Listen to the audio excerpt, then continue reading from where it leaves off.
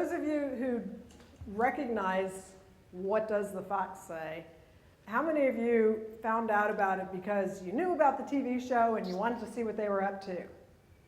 How many of you found out about it because it was in your Facebook feed or was in your Twitter feed or, yeah, exactly, right? And some of you got your hands up who didn't necessarily even recognize it immediately. Did any of you share it or comment on it or complain about it? Okay, we got at least a couple people who shared it. All right, perfect. So think about why you shared it, and we'll get back to that in a minute. So this is an example of sort of marketing gone inadvertently wild that I think is exemplary of some of the things that happen in music and the ways that it happens. So music in general is exemplary of a huge array of changes that have happened post-internet. And it is exemplary. It's not just exemplary, it's ahead of the curve. So about 4 or 5 years ago, I went to MEDEM, which is a big European trade show for music. And that was right when the global financial crisis was starting, and they were all sort of joking around going, ha, we've been doing financial crisis for years, right? Because they were the very first industries to get radically disrupted by the advent of the internet. So the work that I've been doing for the last 6 years has been looking at how musicians and audiences and record labels and other actors in these related industries have been adapting to these changes and how that's affecting the different relationships. So it's a broad project, but I'm going to try and stay fairly specific. So what difference did the internet make? Let me ask this. How many of you guys were doing marketing before Facebook? You were already in this industry.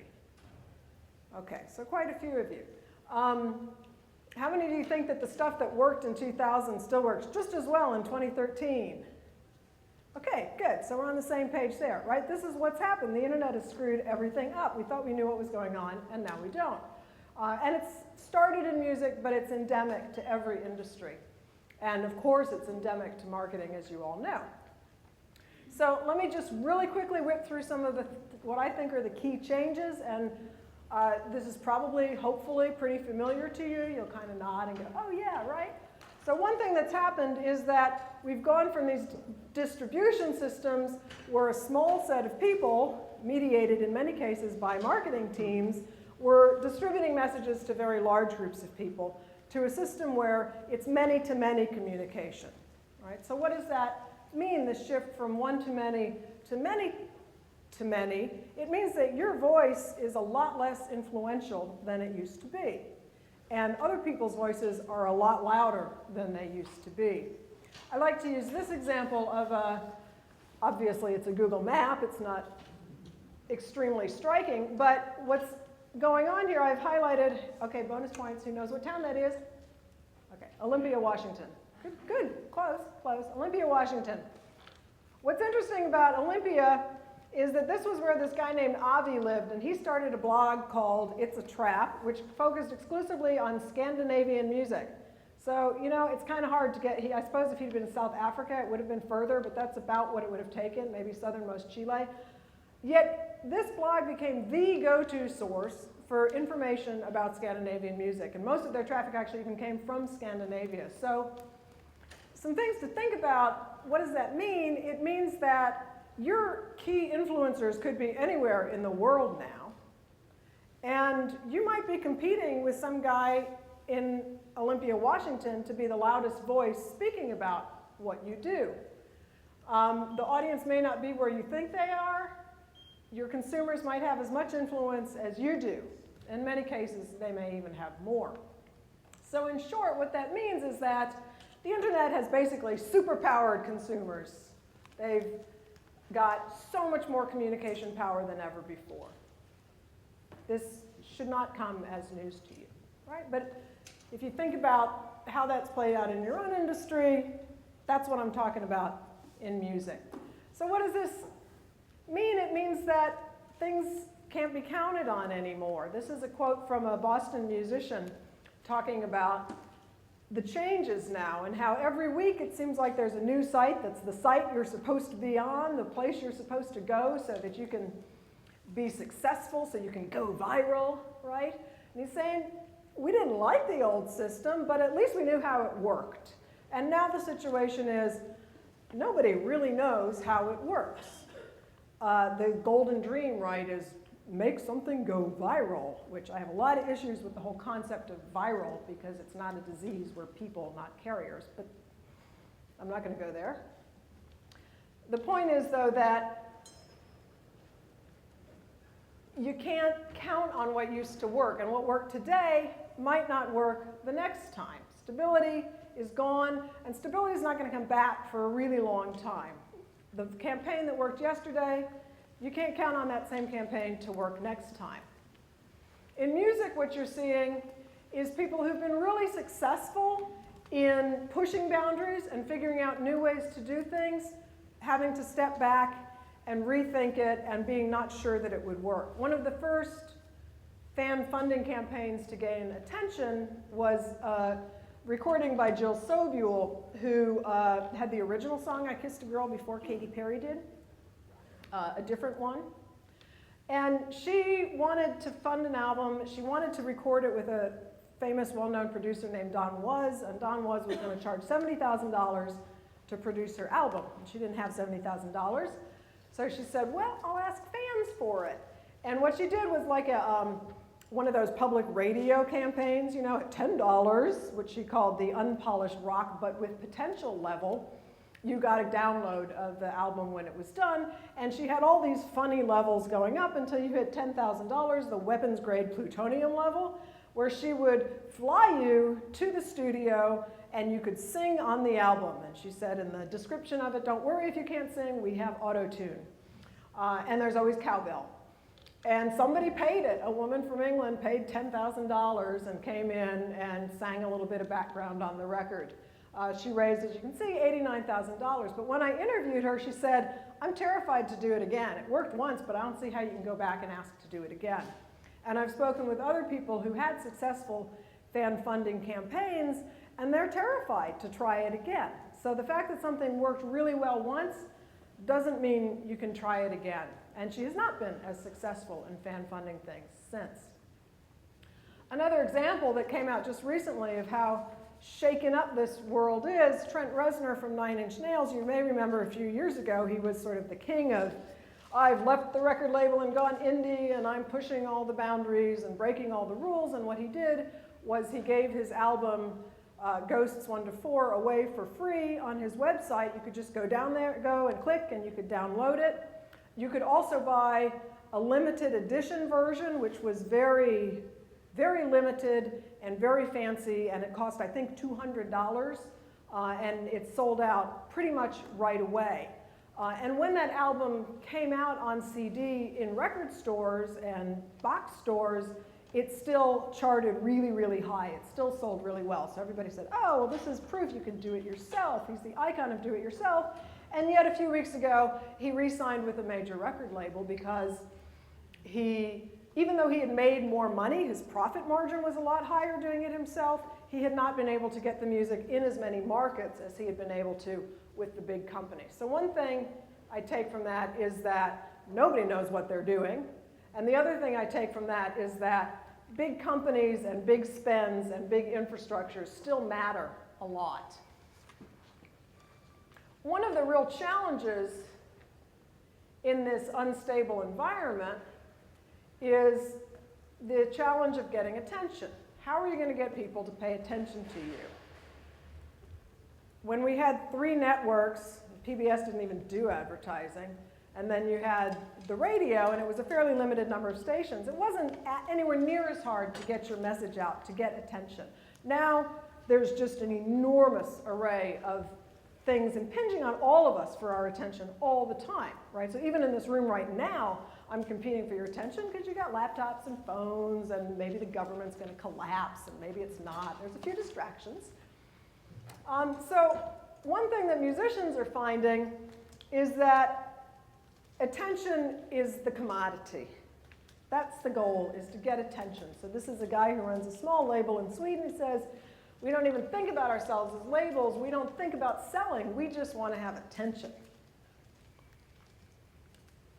So how do you get attention? I wish I had a really easy answer to that. it's really hard. It's really, really hard. So here's an example of the lack of attention.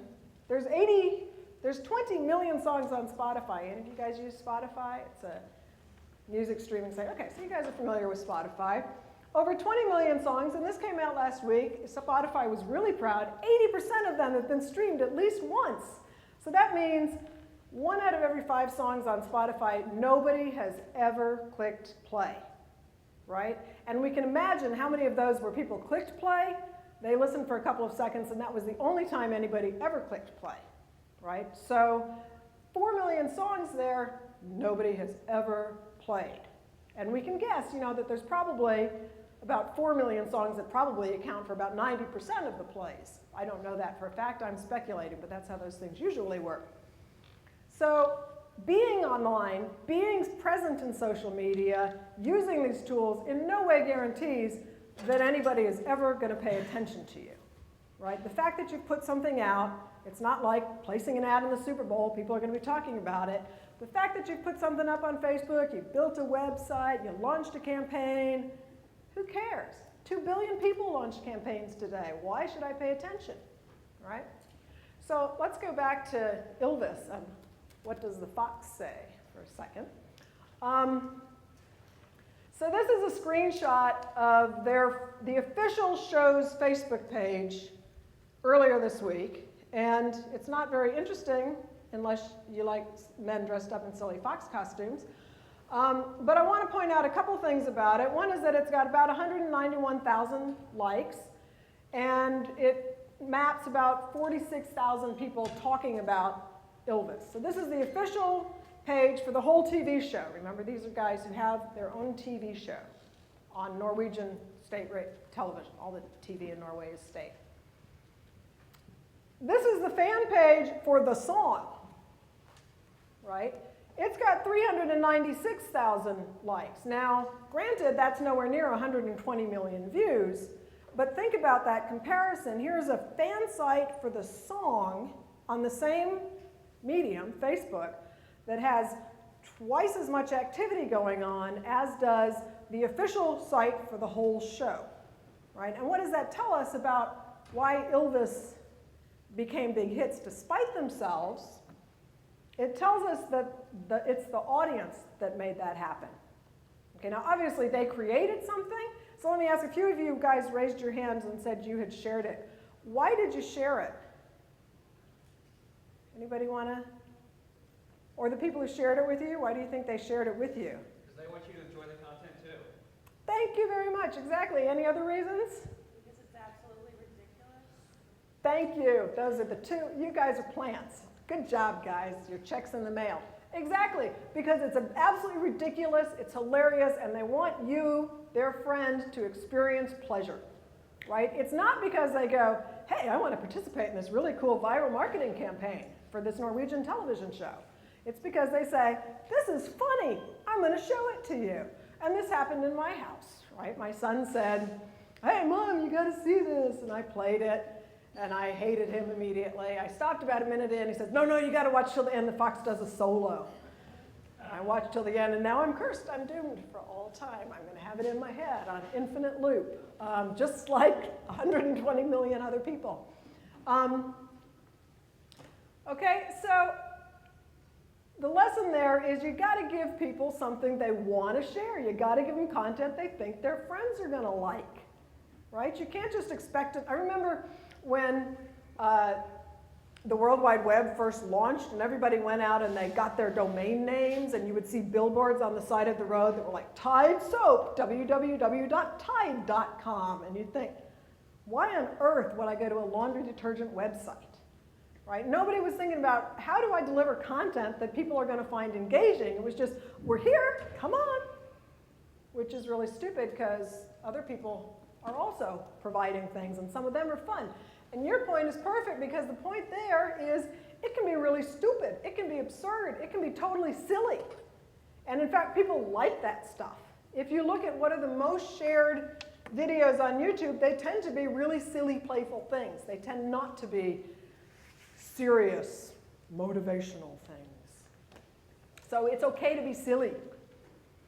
So I take from this the lesson that you got to let your customers help, right? They are the ones who have the power to spread things everywhere. Creating a campaign, setting up a site, that's important, but giving people the tools to move that around elsewhere is even more important.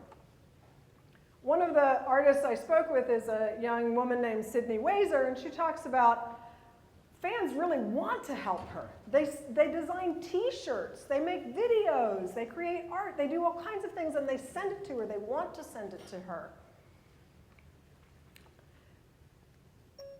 Another person I spoke with was Ariel Rivas, who is a manager who went to the Berklee College of Music right across the street, in fact.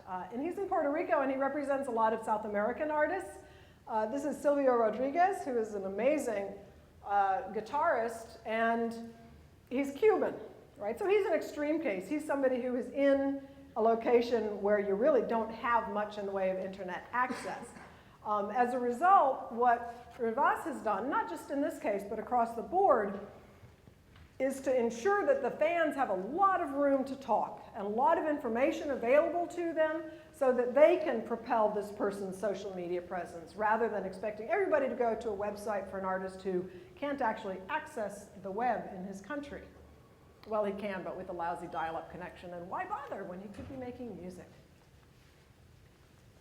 This was an example this week that was really funny. I don't know if any of you have seen this, but a Kanye West song that came out 8 years ago shot up to number 18 on the Billboard charts because of a fan video. Okay, so this suggests that you can inspire what people do, but you don't get to control it. One imagines that Kanye was not sitting there going, how can I get a song that's sort of in my back catalog to chart? He's got a new album to promote. He's got other things on his mind right now. He's got a fashion line. This is a message that's totally out of his control, right? This is an entirely customer audience generated phenomenon. The audience member created something that was so fun and so entertaining that people spread it, and it brought the song back into consciousness, right? Now, if Kanye had gone in there and done what a lot of companies would do and said, cease and desist, that's not an authorized use of my music, I don't like the way you're representing my brand, his song wouldn't be on the charts. He left it alone, and that's the smart thing to do. So I want to talk a little bit about the psychology of what's going on here. Why are people doing this? Why are people sending, what does the fox say, to their Facebook news feed? Why are they making a video? Fan culture, social culture, is gift culture. And what that means, gift culture, is that people are sharing things and making things as gifts to one another. Think about the holidays, right? Or your birthday. Somebody gives you a present. Do you pay them for it? Only if you're a horrible, horrible person. Right? It's an insult, right? It's an incredible insult if somebody hands you a birthday present and you go, how much does that cost? I want to pay you back.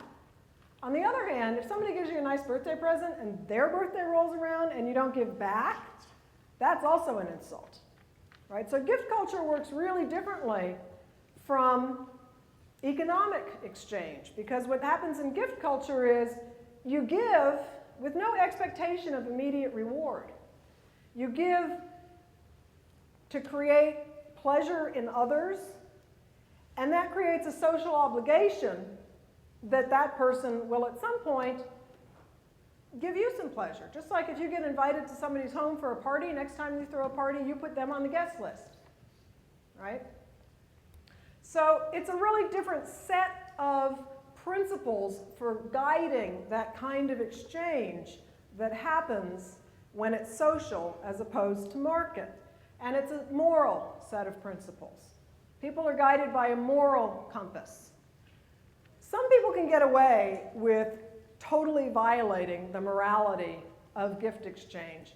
An example of somebody who can get away with anything is Prince, who is one of the most horrible punishers of people who try to help him as fans. My favorite example of this was there was a website where fans posted pictures of tattoos of Prince that they had had on their body, and he filed cease and desist saying that was his face and they needed to take it down.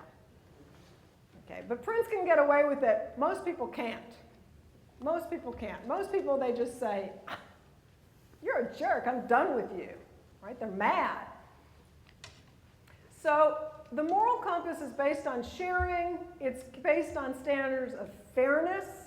It's based on trust that others will give back. How much you like something depends on who it comes from. Right? Think about the last time that somebody shared something. Maybe it wasn't "What does the fox say?" Maybe it was something else. Maybe it was some silly meme or something that you got pleasure from. Probably the person who posted it made a difference in how you understood it. Right? When I used to be a teacher, I would use the example of a compliment from somebody whose opinion you really value means so much more than a compliment from some stranger on the street. Right? In social exchange, value depends on who it comes from. So in terms of marketing, if somebody who you trust and love and care for gives you a marketing message, it's going to mean a lot more to you than if it comes direct from the company. The fact that these are moral exchanges also means that you can't ask people to do stuff for you if you don't plan on doing things for them, because it's a fairness standard that's operating here. It's not fair to say, hey customers, submit a bunch of new ads for our campaign and we're going to pick the best one and we might mention your name. If they don't think that's fair, they're not going to do it, right? And my guess is, have any of you ever run a campaign like that where you were like, hey guys, submit your creative ideas? No? Okay, well, yeah, kind of. How'd it work out? Yeah, why should they? Why am I going to give Doritos my energy? Right? Although Doritos actually ran one of the more successful ones. So let me give you an example of what I'm talking about, which is this fine line between inviting your audience to engage and exploiting them. So this is this Swedish band of high school kids who are now broken up called Those Dancing Days. This is a case where they didn't even ask for help. It was an audience-generated help. So these two guys who ran a Swedish music nightclub in London got really into this band and they decided they wanted to help them break through. So they one of them wrote a blog post on that blog I mentioned earlier, based in Washington State, and the other wrote something for a British paper, and then they booked them in their club, and the major record labels noticed. They said, wow, this band has an international following. They're getting coverage in the United States. They're getting booked in England. It was the same two guys, right, doing all this. And they got signed to a major label, and they became pretty successful. So this guy, whose idea it was to start building buzz about them, who very strategically went out and built this buzz, even though it was entirely his own idea, when they got signed to a major label, he was bitter, because he said, you know, we didn't get anything out of that. We got one concert, right? They didn't even say thank you. So it's a really fine line between accepting help and exploiting. So it's important to understand that when you're asking people to do a labor of love, they may well want to do it. They may well want to do it. But it creates a moral obligation. If you profit from it a lot more than they do, it's unfair. So you really need to think about, how do you give back in a way that's adequate? When you're asking your customers to help you with making something go viral, what can you give back to them? One thing you can give back is something really fun, like Norwegian people dancing in the woods, making silly sounds. Okay, so there's that. Another point that's really important that I hear from musicians all the time is that people trash them all the time. People say mean things about them. They go on YouTube and they look at their video and the comments are cruel. One cruel thing after another. The same's going to happen with marketing, with campaigns. People are going to say things you don't like. And it used to be, pre-internet, that it didn't really matter because who was going to listen to them? But now, a mommy blogger in Alabama might decimate your whole campaign with her, these Pampers were awful. Excuse me, these diapers were awful. I got nothing against Pampers in particular. Billy Bragg put this beautifully, and I'll let him speak for himself while I take a sip of water. People are going to do things you don't like. They're going to say things you don't like. They're going to represent your brand in ways you don't like. They may even do things that make you really, really uncomfortable. This is a musician named Greta Morgan from a band called The Hush Sound and another one called Gold Motel. So she was Googling her name one night, and it brought up fan fiction. There's this whole genre of real person fan fiction where people write usually erotic stories about real life people. There was a story on the up-and-coming band Hayam in The Guardian last week where they talked about how much they loved reading their fan fiction. They couldn't wait for the next installment to find out whether that guy in One Direction got them pregnant or not. Greta's experience was different. She logged on, she read it, and it was an explicit sex scene between her and a female friend of hers. And she felt totally violated, totally grossed out, and she said to me, I don't even know how I'm going to face her again next time I see her after I read that, right? So it might be really tempting when icky stuff happens like this to bust out the lawyers and try and just shut that stuff down right away.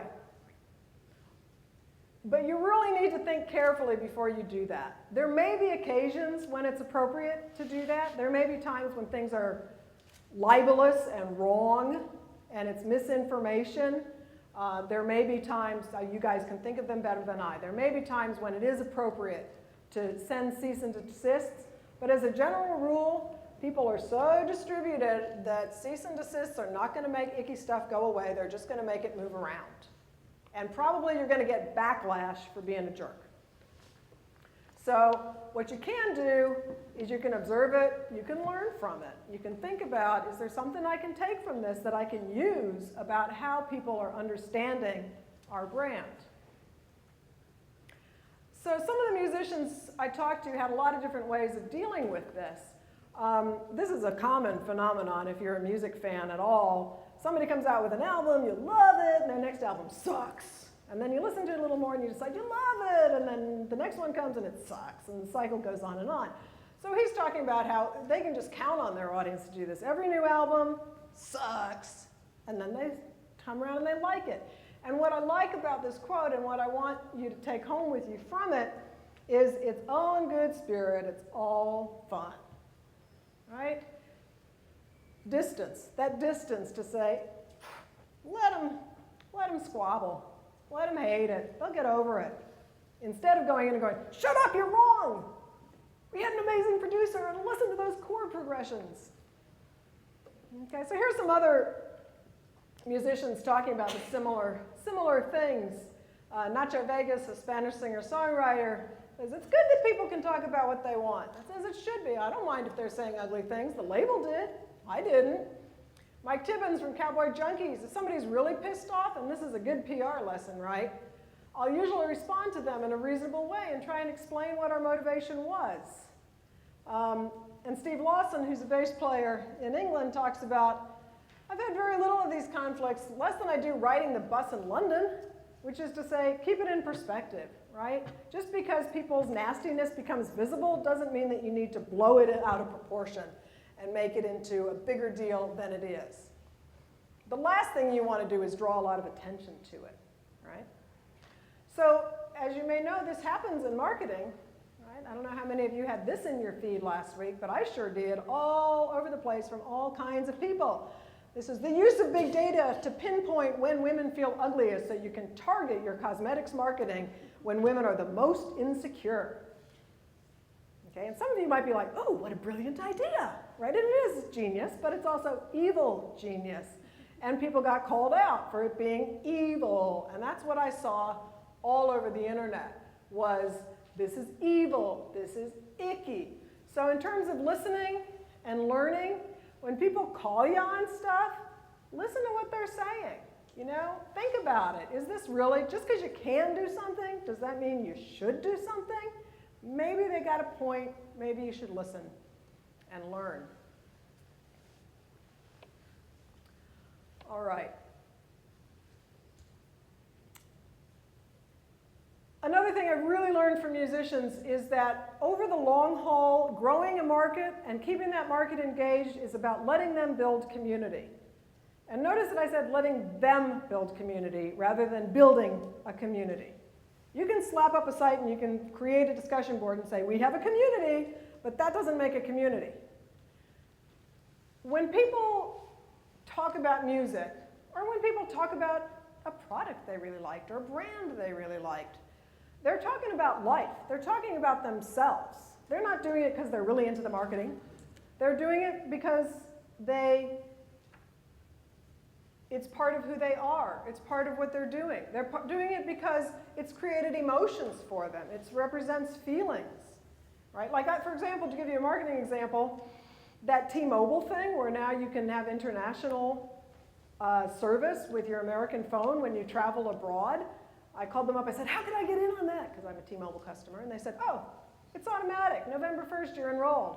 I was on every social network, T-Mobile, T-Mobile, T-Mobile, right? But what I was talking about was not a phone company. I was talking about my life as somebody who travels internationally, right? And that this makes it easier for me to connect with people. And I'm talking about my peers who also travel internationally and knowing that this will make it easier for them to connect with me when we're abroad, for example. So people are talking about themselves, and people have stories to tell, and the stories that people have to tell could be a whole lot more interesting than what you're dreaming up in your boardroom thinking about. What can we use for a narrative in this campaign? Zoe Keating, an amazing ambient cellist, talks about hearing from soldiers in Iraq about how her music shaped their driving through the desert. A lot of people told me hearing stories about how their music helped somebody deal with death, right? So people who love products, people who identify with products, they have their own stories to tell about it. And those stories can be more interesting than the ones that you're telling, more persuasive than the ones that you're telling. So I'm not going to talk a lot about metrics. I could talk about that a lot, but I'm not going to. But I am going to say, when you're thinking about these large-scale metrics, like how many impressions, how many views, how many click-throughs, those kinds of things, think about the fact that it could be that some of these things, these deep things, the individual stories, are getting totally lost when you've reduced everything to numbers. And that the really powerful ways of understanding audiences may also be tied up in these single data points that all look the same from a big data perspective. So people identify with music. They get license plates saying they're an Indigo Girls fan. And I like this picture in particular because it speaks to the way that that identity is linked to other kinds of identity, right? It's linked to not just Indigo Girls, but also to being a peacenik, to being pro-Obama, to being the kind of person who drive a relatively fuel-efficient Japanese car. So there's a lot of ways in which brands are closely linked to identity. Going back to gift culture and gift exchange, being recognized as somebody who makes good stuff in a fan community is a great way to establish identity. So that can be a really powerful reward for people when an individual who's created something cool is held up as somebody who made something really, really cool. That can be a great source of status within a fan community. This is a fan community for a Norwegian band called Turbo Negro, who are kind of absurd and hilarious, if you don't mind things really raunchy. And they have a really hardcore international cult following. And it is so hardcore that this fan community, entirely of their own accord, created chapters of a fan club. And they created a logo, and they buy jean jackets with this logo emblazoned on the back. And they buy sailor caps. And the logo on the back indicates what chapter they're from. And when I spoke to a musician from this band, he talked about how those jackets serve as a sign that we're in the same tribe. And he talked about how Eton College in England, one of the most elite schools out there, like the royal family go there, level elite, has a chapter. But so do some really working class areas of London. And that when people from the Eton chapter and these other chapters see one another's blazers, see one another's jackets, that's gone. This class difference is gone. They know they are of the same tribe, right? That's about the band, but it's about a lot more than the band, right? It's about them, it's about their place in society, it's about their attitude toward others, it's about the community. And people have said to the band, dudes, you totally ought to monetize this. And the band has said, we're not messing with that, are you kidding? Those guys are the best publicity machine we could ask for. The last thing we're going to do is step in and interfere. So just because your community is out there, just because they're doing cool things, doesn't mean that you need to step in and start mining that resource. There's a lot to be said for letting them be autonomous. Leave them be. Let them get mad at you. Let them disagree. Let them criticize. That's okay. Think about it not in terms of, I'm going to make a community and I'm going to control it, but in terms of, I'm going to create a social framework and I'm going to let people relate to each other within that framework on their own terms. Because what happens then is if they don't like new Coke, they'll stick around long enough for when you get to Coke. Go back, right? If they don't like your album, they'll wait for the next one. Billy Bragg told me what he's saying doesn't bother him is a woman who came to his concert. She's been at every concert in London he's given in the last 10 years, and she's made it clear she hasn't bought any of his albums in all that time, and she doesn't like his music anymore. But all her friends go to Billy Bragg concerts, so she'd never miss one.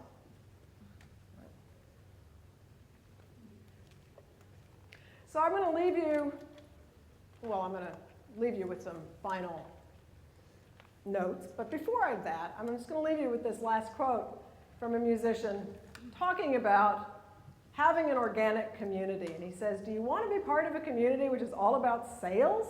Do you? I mean, think about yourself as a human being sitting in this room and you're like, yeah, I want to join a sales community.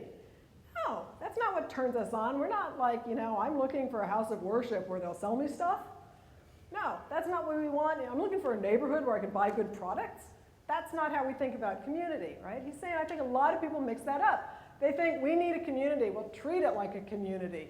Treat it like it's something you're part of, not a sales channel. I think that's something we should cherish like a little baby bird. So I want to leave time for questions. So let me just hit the 5 points that I hope I have brought out here. First, things are not going to go back to being predictable for a long, long time. There probably will come a time when they will, but it's not going to be anytime soon. So instability is the new normal. Change is the only, you can count on change. Second, we all want to control the messages that are out there about us, but we can't. We all want to control where people are engaging with us, but we can't. So we got to step back, we got to let go, we got to let them do their own thing, and we got to listen and we got to learn, because there's so much information coming in about how you're being received. It's an incredible, think of all the focus group interviews you don't have to do.